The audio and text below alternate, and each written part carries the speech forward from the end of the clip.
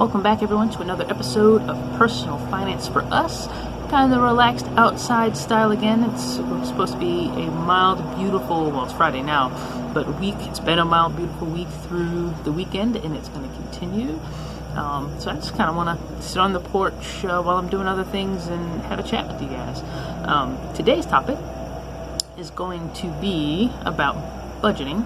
It's probably one of the biggest things that people seem to struggle with. And there's something beautiful about budgeting. Seriously. Budgeting is beautiful because it's just math. That's it. It's an equation. And you either have an outgo problem or an income problem. And you can do something about either situation. And that's the beautiful part about budgeting.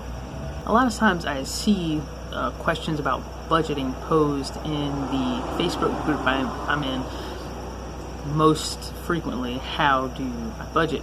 And another question that comes around very often is, how do y'all save money? Well, one, it's intentional. You have to have intention. So go back, as painful as it may be for some of us out there, and look at all of your expenses for the last 3 months and figure out where your money's gone.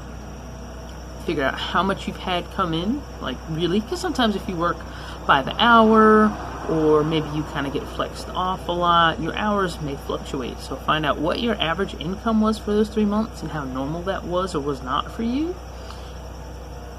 Think about where you can improve that if you're not terribly happy with it.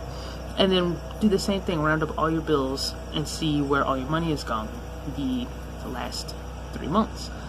If margins are tight, and they're tight because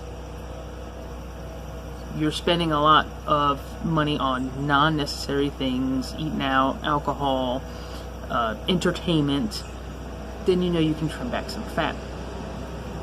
If you are living off not a whole lot and the margins are still really tight, well, now you know you have an income problem, and now you have to figure out what are you going to do about it. Okay, so on the fat trimming side, it's important to really be honest with yourself about wants versus needs. I may want a new pair of shoes, but they don't have to be a $200 pair of shoes. Or I may need a pair of shoes, as I say. They don't have to be $100 pairs of shoes. That's a want. In some instances, yeah, it might make sense to spend a little bit more money due to things lasting longer, and I think that's okay. But be mindful of how much you're spending on things, and are you getting it because it's what you need versus what you want. You don't need 5 TV subscriptions. You don't need really TV at all. Some streaming services are so cheap, especially if you're willing to just wait an extra day for it to come out on like Hulu or something like that. Hanging out with friends, yeah, I like to hang out with my friends too, but it doesn't have to be at a restaurant. You don't have to order alcohol. These are all things that we like to do. So if you're getting real serious about really saving money, paying down debt, whatever it is, investing, whatever your goal is, you have to start to take control of where your money's going. Now, as far as the income part is, that's going to be, of course, different for everyone, but number one, do you have the ability to work overtime at your job?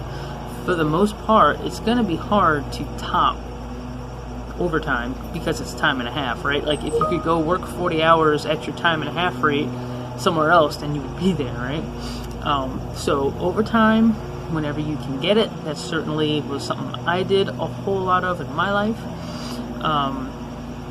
And really think about who can you help, what do you already know, what talents do you have, and what needs do you see, and then go out there and go find some money. Like it sounds ridiculous, but that's kind of how it works, right?